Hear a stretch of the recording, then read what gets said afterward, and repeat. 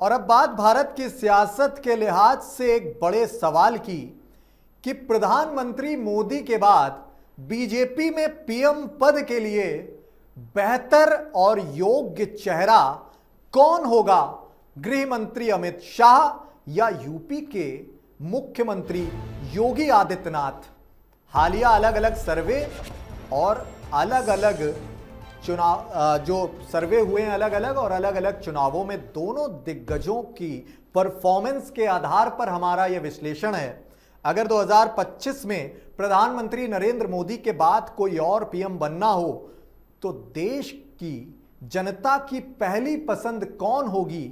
उत्तर प्रदेश के ताकतवर सीएम योगी आदित्यनाथ या फिर केंद्रीय गृह मंत्री और बीजेपी के रणनीतिकार अमित शाह?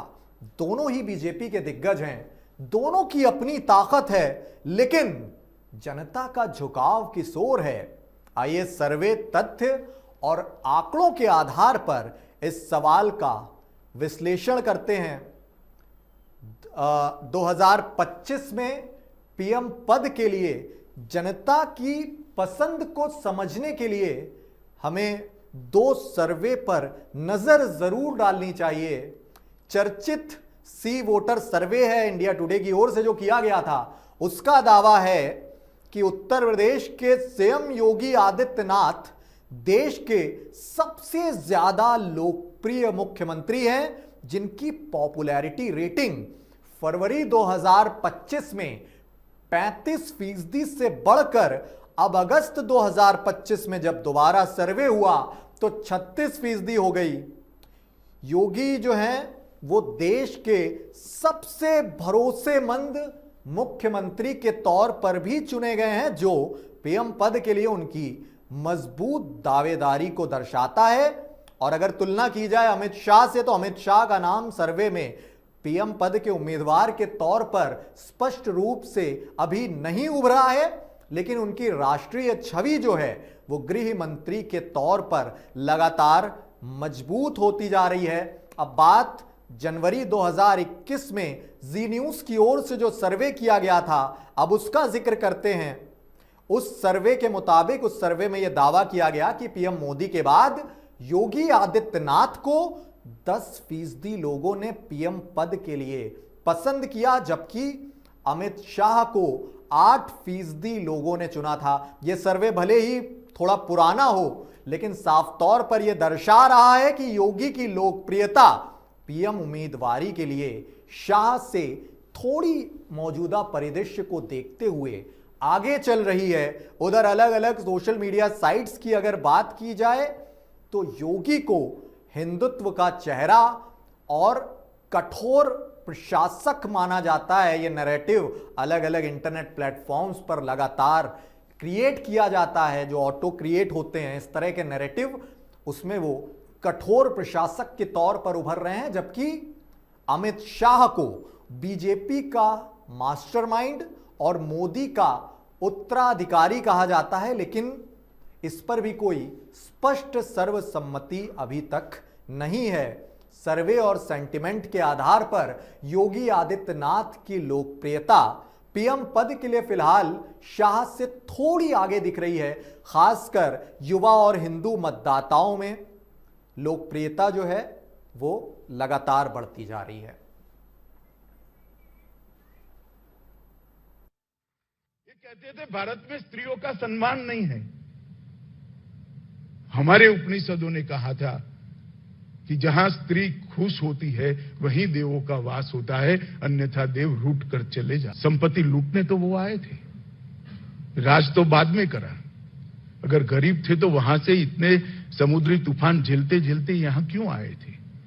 अनेक प्रकार के हीन भाव, हमारी भाषाओं के लिए हीन भाव खड़ा किया, हमारी संस्कृति के लिए किया, हमारी शासन करने की क्षमता के लिए हीन भाव खड़ा किया। अनेक प्रकार के हीन भाव जनमानस में घर करने का काम इन्होंने किया है। और मैं मानता हूं ये स्वराज धारावाहिक का उद्देश्य हरेक हीन भाव को, हरेक लघुता ग्रंथि को, जनमानस की लघुता ग्रंथि को मूल समेत उखाड़ कर फेंक देना होना चाहिए। पर्व और त्योहार आज देख रहे हो कि इतने हजारों की संख्या में आप हैं, पूरी निश्चिंतता के साथ में, उत्साह और उमंग के साथ आए हैं। अन्यथा पर्व और त्योहार आते ही हम सब दंगों के भय से घर से बाहर नहीं निकलते थे, दंगे हो जाते थे। हर पर्व और त्योहार के पहले एक दंगा हो जाता था। शासन पर्व और त्योहारों को बैन कर देता था, लेकिन आज पर्व और त्योहार बड़े उत्साह के साथ, उमंग के साथ मनाए जा रहे हैं। अब इस गंभीर सवाल का जवाब दोनों नेताओं की उपलब्धियों और छवि को तथ्यों के आधार पर समझते हैं। यूपी के मुखिया योगी आदित्यनाथ की अगर बात की जाए, वो हिंदुत्व और बेहतर कानून व्यवस्था का चेहरा बनकर उभरे हैं। योगी ने यूपी में माफिया मुक्त अभियान लगातार चलाया, जिसके तहत 1800 करोड़ रुपए की अवैध संपत्ति अब तक ऑन रिकॉर्ड जब्त हो चुकी है। 1800 करोड़ रुपए एक बहुत बड़ा आंकड़ा है, और जिसके बाद क्राइम कंट्रोल के लिहाज से योगी की लोकप्रियता लगातार बढ़ती गई। 2024 का एनसीआरबी का जो डेटा है उसका रुख करें अगर, तो यूपी में अपराध दर 7.4% तक घट गई है, जो कि एक बहुत अहम आंकड़ा है, बहुत सराहनीय आंकड़ा भी है। और उधर योगी राज में अगर विकास दर की अब बात की जाए तो विकास दर के लिहाज से यूपी में अब तक 12,000 स्टार्टअप्स और 26 लाख करोड़ रुपए की जीडीपी के साथ योगी ने राज्य को निवेश हब बना दिया है।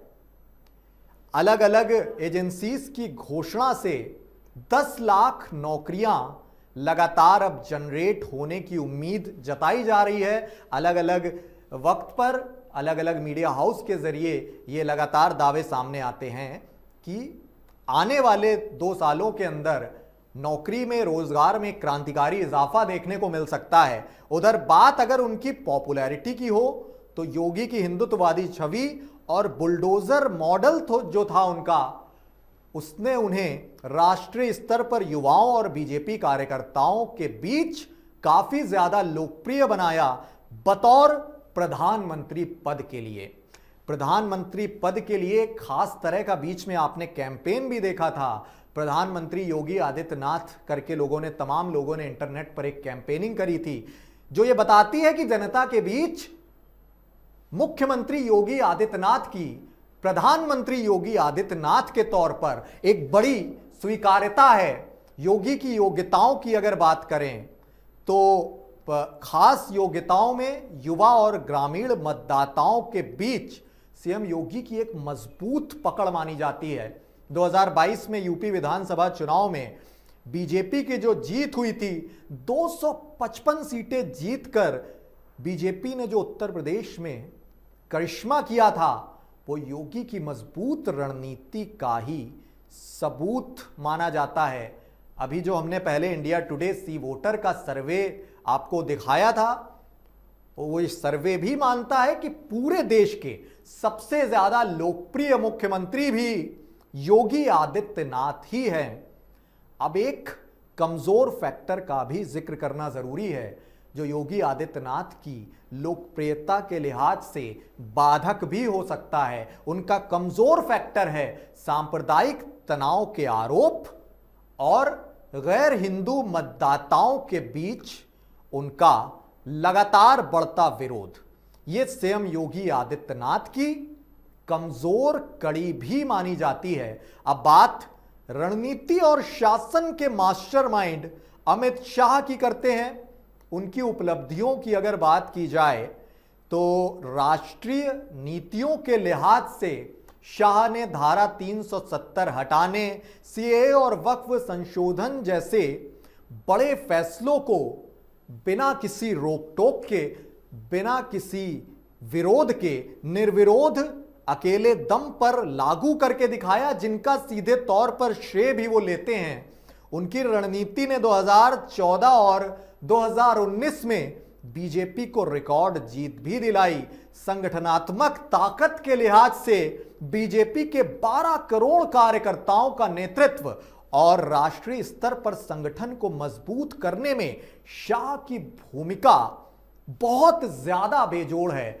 अमित शाह की हाल की गतिविधियों की अगर बात की जाए तो उन्होंने आसाम में एनडीए की सफलता और साइबर सिक्योरिटी जैसे प्रोजेक्ट को लगातार बढ़ावा दिया है, जो काफी ज्यादा चर्चित रहा था। अब बतौर प्रधानमंत्री अमित शाह की दावेदारी और ताकत का जिक्र कर लेते हैं।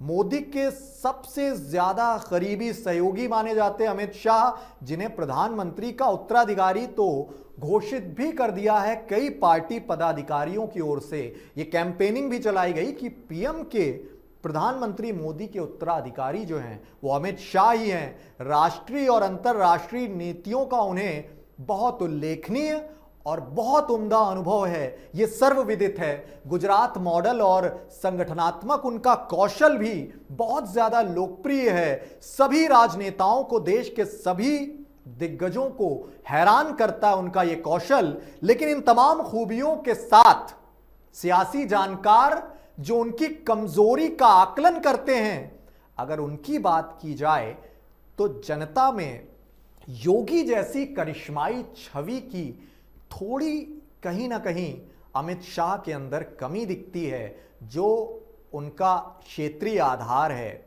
गुजरात, उसकी तुलना में अपील उतनी ज्यादा अलग अलग राज्यों में स्ट्रॉन्ग नहीं दिखती है, जो कि उन्हें कहीं ना कहीं इस रेस में सीएम योगी आदित्यनाथ से थोड़ा सा पीछे जरूर कर देती है। अब इन अलग अलग सर्वे से इतर कुछ आंकड़ों का भी रुख करते हैं। दोनों दिग्गजों के सोशल मीडिया में प्रभाव का जिक्र अगर किया जाए तो योगी के सोशल मीडिया प्लेटफॉर्म एक्स पर 28 मिलियन फॉलोअर्स हैं, जबकि शाह के 14 मिलियन ही हैं। इस लिहाज से भी अभी शाह इस रेस में थोड़े से पीछे नजर आ रहे हैं। ये योगी के जन आकर्षण को भी दर्शा रहा है कि लगातार जनता के बीच उनकी लोकप्रियता बढ़ती जा रही है। चुनाव प्रभाव की अगर हम बात करें, अलग अलग चुनावों में किस तरह के फैक्टर किसके प्रभावशाली रहे। 2024 लोकसभा चुनाव में यूपी में बीजेपी को 33 सीटें मिली, जो 2019 में जो 62 सीटें मिली थी उससे थोड़ी कम थी। योगी की अगुवाई में यह नुकसान उनकी छवि को प्रभावित भी कर सकता है। अब आप यह समझिए कि अगर आज ही प्रधानमंत्री पद का चुनाव हो जाए तो दोनों नेताओं की स्थिति क्या हो सकती है बतौर पीएम दावेदार। सीएम योगी की अगर बात की जाए तो 2027 का यूपी चुनाव उनके लिए उनकी राष्ट्रीय छवि का लिटमस टेस्ट होगा। अमित शाह ने अप्रैल 2025 में यह बात कही थी। अमित शाह का ऑन रिकॉर्ड यह बयान है कि योगी तीसरी बार मुख्यमंत्री बनेंगे। ऐसा कहा गया था अमित शाह की ओर से। अमित शाह ने उनका समर्थन किया था, उनकी लोकप्रियता को स्वीकारा था।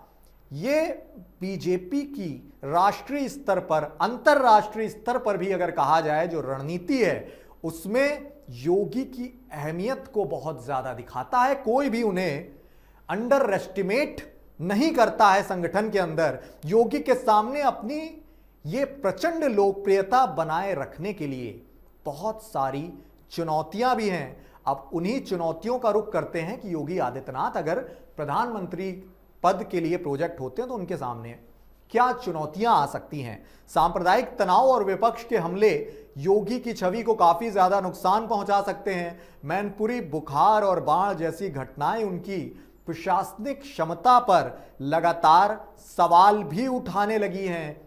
उनकी राह का रोड़ा बनने लगे हैं इस तरह के मुद्दे।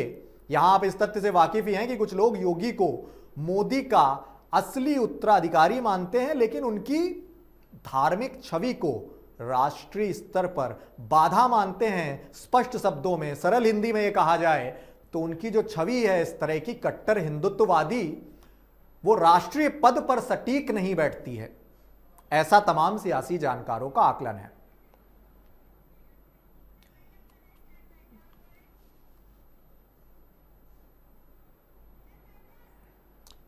फिलहाल इस बुलेटिन में इतना ही। खबरें जारी हैं, जुड़े रहिए आप एफएम न्यूज के साथ।